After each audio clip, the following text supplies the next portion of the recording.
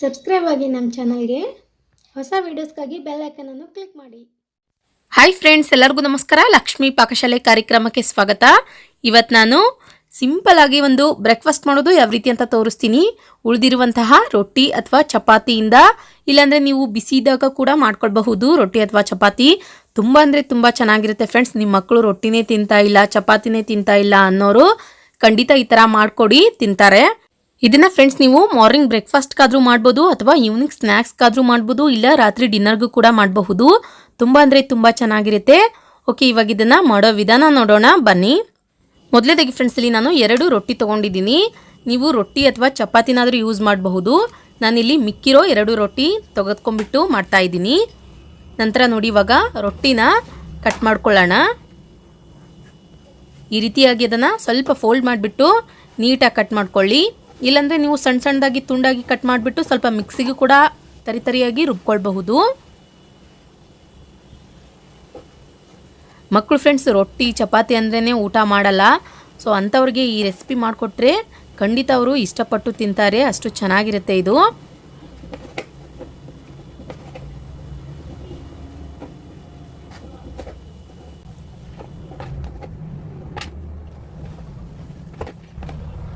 ನೋಡಿ, ಇವಾಗ ನಾನಿಲ್ಲಿ ಈ ರೀತಿಯಾಗಿ ಕಟ್ ಮಾಡ್ಕೊಳ್ತಾ ಇದ್ದೀನಿ.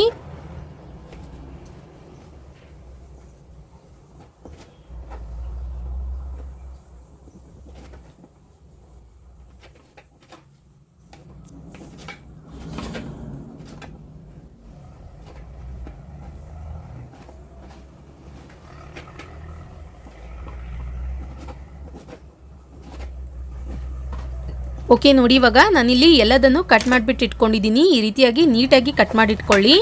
ನಂತರ ಇವಾಗ ಇದನ್ನು ಒಂದು ಪ್ಲೇಟಿಗೆ ಹಾಕ್ಕೊಳ್ಳೋಣ. ನೋಡಿ ಫ್ರೆಂಡ್ಸ್, ನಾನು ಇವಾಗ ಈ ರೀತಿಯಾಗಿ ಕಟ್ ಮಾಡಿ ಇಟ್ಕೊಂಡಿದ್ದೀನಿ. ಆದಷ್ಟು ಇದು ಒಂದು ಶೇಪಲ್ಲಿ ಇರಬೇಕು, ಅಂದರೆ ತಿನ್ನೋದಕ್ಕೆ ಚೆನ್ನಾಗಿರುತ್ತೆ. ನಂತರ ಇವಾಗ ಗ್ಯಾಸ್ ಆನ್ ಮಾಡ್ಕೊಂಡ್ಬಿಟ್ಟು ಒಂದು ಪಾತ್ರೆ ಇಟ್ಕೊಳ್ಳಿ. ಅದು ಬಿಸಿಯಾದ ನಂತರ ಅದಕ್ಕೆ ಇವಾಗ ಎಣ್ಣೆ ಹಾಕ್ಕೊಳ್ಳೋಣ. ಎಣ್ಣೆ ನೋಡಿ ಚೆನ್ನಾಗಿ ಕಾದ ನಂತರ ಸ್ವಲ್ಪ ಕರಿಬೇವಿನ ಸೊಪ್ಪು ಹಾಕ್ಕೊಳ್ಳಿ. ಅದಾದ ನಂತರ ಒಂದು ಮೀಡಿಯಮ್ ಸೈಜ್ ಈರುಳ್ಳಿನ ಇಲ್ಲಿ ನಾನು ಸಣ್ಣದಾಗಿ ಕಟ್ ಮಾಡಿ ಇಟ್ಕೊಂಡಿದ್ದೀನಿ. ಕಟ್ ಮಾಡಿರುವಂತಹ ಈರುಳ್ಳಿ ಮತ್ತು ಹಸಿರು ಮೆಣಸಿನ್ಕಾಯಿ ಹಾಕ್ಕೊಳ್ತಾ ಇದ್ದೀನಿ.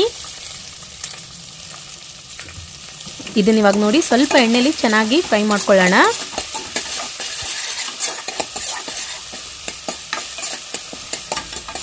ನಂತರ ಫ್ರೆಂಡ್ಸ್ ನೋಡಿ, ಇವಾಗ ಈರುಳ್ಳಿ ಎಲ್ಲ ಸ್ವಲ್ಪ ಚೆನ್ನಾಗಿ ಫ್ರೈ ಆದ ನಂತರ ಇದಕ್ಕೆ ಇವಾಗ ಟೊಮೊಟೊ ಹಣ್ಣು ಹಾಕ್ತಾ ಇದ್ದೀನಿ. ಇಲ್ಲಿ ನಾನು ಒಂದು ಮೀಡಿಯಮ್ ಸೈಜ್ ಟೊಮೊಟೊ ಹಣ್ಣನ್ನ ಕಟ್ ಮಾಡಿ ಇಟ್ಕೊಂಡಿದ್ದೆ.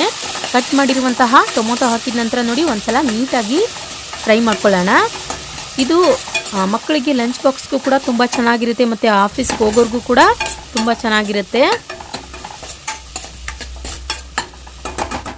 ನಂತರ ಫ್ರೆಂಡ್ಸ್ ಇಲ್ಲಿ ನಾನು ಎಲ್ಲ ಮಸಾಲನೂ ಹಾಕ್ಕೊಳ್ತಾ ಇದ್ದೀನಿ. ಒಂದು ಅರ್ಧ ಟೀ ಸ್ಪೂನಷ್ಟು ಅರಿಶಿನ ಪುಡಿ ತೊಗೊಳ್ಳಿ, ಅರ್ಧ ಟೀ ಸ್ಪೂನಷ್ಟು ಧನಿಯಾ ಪೌಡರ್, ಅರ್ಧ ಟೀ ಸ್ಪೂನಷ್ಟು ಗರಂ ಮಸಾಲ, ನಂತರ 1 ಟೀ ಸ್ಪೂನಷ್ಟು ಅಚ್ಕಾರದ ಪುಡಿ ತೊಗೊಳ್ಳಿ. ನಿಮಗೆ ಖಾರ ಜಾಸ್ತಿ ಆಗುತ್ತೆ ಅನ್ನೋರು ನೀವು ಹಸಿರು ಮೆಣಸಿನ್ಕಾಯಿನ ಸ್ಕಿಪ್ ಮಾಡಿಕೊಂಡು ಓನ್ಲಿ ಖಾರ ಮಾತ್ರ ಹಾಕ್ಕೊಳ್ಬಹುದು. ಇದಕ್ಕೆ ಇವಾಗ ರುಚಿಗೆ ತಕ್ಕಷ್ಟು ಉಪ್ಪು ಹಾಕ್ಕೊಳ್ಳೋಣ. ಉಪ್ಪು ಹಾಕಿದ ನಂತರ ಎಲ್ಲ ಮಸಾಲನೂ ಹಾಕಿದ ನಂತರ ನೋಡಿ ಆದಷ್ಟು ಕಡಿಮೆ ಫ್ಲೇಮ್ನಲ್ಲಿ ಇಟ್ಬಿಟ್ಟು ಚೆನ್ನಾಗಿ ಒಂದ್ಸಲ ಮಿಕ್ಸ್ ಮಾಡ್ಕೊಳ್ಳಿ. ಓಕೆ ಫ್ರೆಂಡ್ಸ್, ನಾನಿಲ್ಲಿ ಈ ರೀತಿಯಾಗಿ ಮಿಕ್ಸ್ ಮಾಡಿ ಇಟ್ಕೊಂಡಿದ್ದೀನಿ. ನಂತರ ಇವಾಗ ಇದಕ್ಕೆ 1-2 ಮೊಟ್ಟೆನ ಒಡೆದ್ಬಿಟ್ಟು ಇಟ್ಕೊಂಡಿದ್ದೆ. ಒಡೆದಿರುವಂತಹ ಮೊಟ್ಟೆ ಹಾಕ್ಕೊಳ್ಳೋಣ. ಮೊಟ್ಟೆ ಹಾಕಿದ ನಂತರ ನೋಡಿ ಒಂದ್ಸಲ ಇದನ್ನು ಚೆನ್ನಾಗಿ ಮಿಕ್ಸ್ ಮಾಡ್ಕೊಳ್ಳೋಣ. ಈ ಥರ ಮಿಕ್ಸ್ ಮಾಡ್ಕೊಳ್ಳುವಾಗ ಫ್ರೆಂಡ್ಸ್ ನೋಡಿ ಸ್ವಲ್ಪ ಹಸಿ ಹಸಿ ಇರುತ್ತಲ್ಲ, ಆವಾಗಲೇ ಕಟ್ ಮಾಡಿರುವಂತಹ ರೊಟ್ಟಿ ಹಾಕ್ಕೊಳ್ಳೋಣ. ಈ ರೊಟ್ಟಿ ಹಾಕೊಂಡ ತಕ್ಷಣ ನೋಡಿ ಇದನ್ನು ಚೆನ್ನಾಗಿ ಮಿಕ್ಸ್ ಮಾಡ್ಕೊಳ್ಳೋಣ. ಇದನ್ನು ಮಿಕ್ಸ್ ಮಾಡ್ಕೊಳ್ಬೇಕಾದ್ರೆ ಆದಷ್ಟು ಸ್ವಲ್ಪ ಗ್ಯಾಸ್ ಫ್ಲೇಮ್ ಜಾಸ್ತಿ ಇಟ್ಕೊಳ್ಳಿ. ಇದಕ್ಕೆ ರೊಟ್ಟಿ ಎಗ್ ಬುರ್ಜಿ ಕೂಡ ಅಂತಾರೆ. ನೀವು ಸ್ವಲ್ಪ ಗ್ಯಾಸ್ ಫ್ಲೇಮ್ ಜಾಸ್ತಿ ಇಟ್ಟೇನು ಮಿಕ್ಸ್ ಮಾಡ್ಕೊಳ್ತೀರಲ್ವಾ, ಆವಾಗ ಇದು ಚೆನ್ನಾಗಿ ಉದುರುದ್ರಾಗುತ್ತೆ.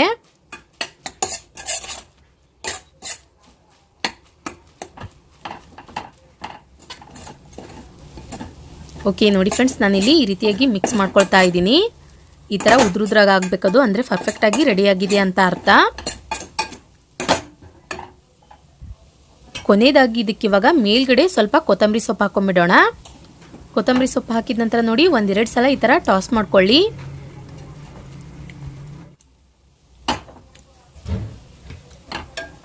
ಓಕೆ ನೋಡಿ ಫ್ರೆಂಡ್ಸ್, ಇವಾಗ ಬಿಸಿ ಬಿಸಿ ಆದಂತಹ ರೊಟ್ಟಿ ಎಗ್ ಬುರ್ಜಿ ರೆಡಿಯಾಗಿದೆ. ಖಂಡಿತ ಫ್ರೆಂಡ್ಸ್, ನೀವು ಒಂದ್ಸಲ ಈ ರೆಸಿಪಿನ ಟ್ರೈ ಮಾಡಿಬಿಟ್ಟು ಟೇಸ್ಟ್ ಹೆಂಗಿದೆ ಅಂತ ನಮಗೆ ಕಮೆಂಟ್ ಮಾಡಿಬಿಟ್ಟು ತಿಳಿಸಬಹುದು.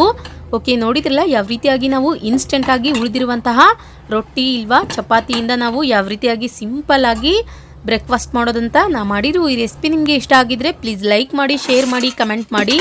ಇನ್ನಷ್ಟು ಈಸಿ ರೆಸಿಪೀಸ್ಗಾಗಿ ನಮ್ಮ ಲಕ್ಷ್ಮಿ ಪಾಕಶಾಲೆ ಚಾನಲ್ಗೆ ಸಬ್ಸ್ಕ್ರೈಬ್ ಆಗೋದು ಮಾತ್ರ ಮರಿಬಾರ್ದು.